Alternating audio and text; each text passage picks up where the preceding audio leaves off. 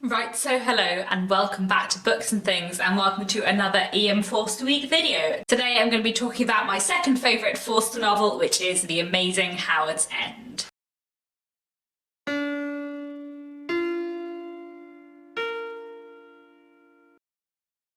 Chapter 1. One may as well begin with Helen's letters to her sister. See, I haven't been commenting very much on the opening lines to Ian Forster's books because most of them are not actually that impactful, but I really love the opening line to Howards End. One may as well begin. What an amazing way to begin a novel. It's just Ian Forster just being like, well, I might as well start here, I guess. I don't know, there's just something about that really appeals to me. So, Howards End was initially published in 1910 and it is one of Ian Forster's best known novels, and it is, in a way, I think, his masterpiece.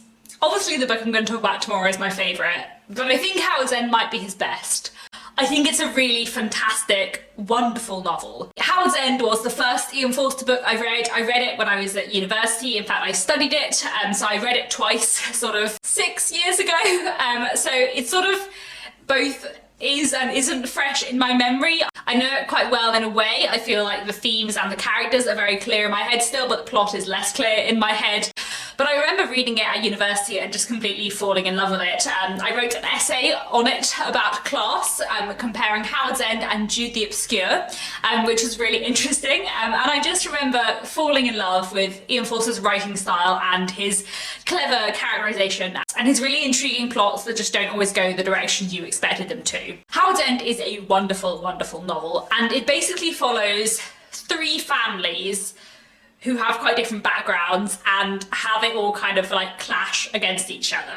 So we have the Schlegel sisters, Helen and Margaret, who are upper class, liberal, elite people. They're interested in sort of arts and literature, and they're kind of like one faction that we're looking at in this book. And then there are the Wilcoxes, who are a very wealthy family, who aren't quite as like liberal elite as the Schlegel sisters. So I would say the Wilcoxes are sort of materialistic, whereas the Schlegels are more like artistic, I suppose. And they have this big country house called Howards End, which is where the title of the book comes from. And then we also have a family called the Basts, a man called Leonard Bast and his partner. And Leonard Bast is kind of lower middle class, upper working class, wants to be middle class and wants to be more middle class than he is interested in kind of arts and culture but has no money, is sort of really on the poverty line, really struggling to keep afloat. And basically Leonard Bass is there to kind of represent sort of lower middle class, upper working class life, and then the Schlegels and the Wilcoxes represent like very different worlds of kind of upper middle class life. So as you might guess by the way I've spoken about these families, the book is kind of all about class. But basically we look at these three families and their relationships with each other and how they all get tied together in very complicated ways. Helen goes to stay with the Wilcoxes at the beginning of the books. The letters the book begins with are her letters home from Howards End. And then later on in the book, the Wilcoxes and the Schlegels encounter each other again. The Schlegel sisters also meet Leonard Bast at a concert and decide that they like him in a somewhat patronising way. And it's basically just about all of these characters being drawn together, but the plots and the character relationships just go in directions that you really don't expect them to go, which is one of the things I really enjoy about Howards End. Like, I just really like how many turns there are and how when I was reading it I just did not predict what was going to happen and how things are going to end up, and I love that about it very much. In so many ways, it is a book that is all about class. It's all about different sections of society, how they relate to each other and how they could relate to each other better, how little equality there is in early 20th century society and how much more equality all these characters are striving for. Like, so much of the book is about people making connections with each other and kind of the aim and the drive for more connections to be made, and the idea that like more connections between people could lead to a better world. I feel like so much of Howards End is about that. But there's also a lot about gender and marriage and like dynamics in relationships between men and women. There's also a lot in the book about kind of country versus town, about kind of arts versus materialism, kind of inner life and outer life, and whether you're more concerned with how you appear and what you do, or whether you're more concerned and with like what you think and how you feel. There's a lot about kind of the right ways of striving for equality, and how different classes relate to each other. For example, like the way the Schlegel sisters treat Leonard Bast is to a certain extent quite kind of patronising. They're quite condescending towards him at the beginning, and how that kind of changes and shifts over the course of the book is very, very interesting, and sort of the reasons why and the hypocrisies behind why certain people in the upper classes might be interested in people in the lower classes is really, really interestingly explored in Howard's End. There's also a lot about hypocrisy and double standards within like gender roles and gender power play as well, which is really, really fascinating. It's just a lot of very, very interesting themes in Howard's End. A lot of fascinating stuff are going on.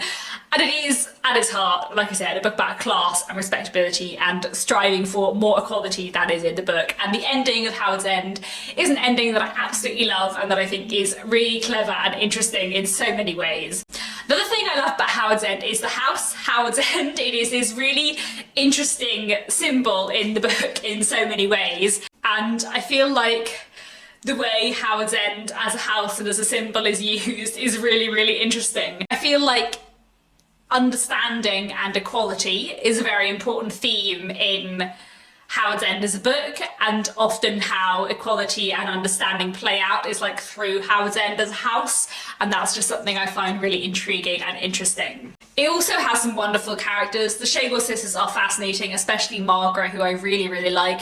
Henry Wilcox is incredibly well drawn. I don't always like the man, but I feel like he's so well developed and so intriguing and interesting and just so really, really interestingly explored. Leonard Bast is a very interesting character as well, and his sort of striving to be a particular kind of person that he never quite manages to be is something that I find really, really interesting. Like I mentioned, I wrote an essay on Howard's End and Jude the Obscure at university, and I feel like the connections to be made between Jude the Obscure as a character and Leonard Bast are quite interesting as well. I think I've mentioned a bit about the plot already, but I think the fact that the plot is very unpredictable and all the different turns it takes leading to a wonderful ending is just fantastic.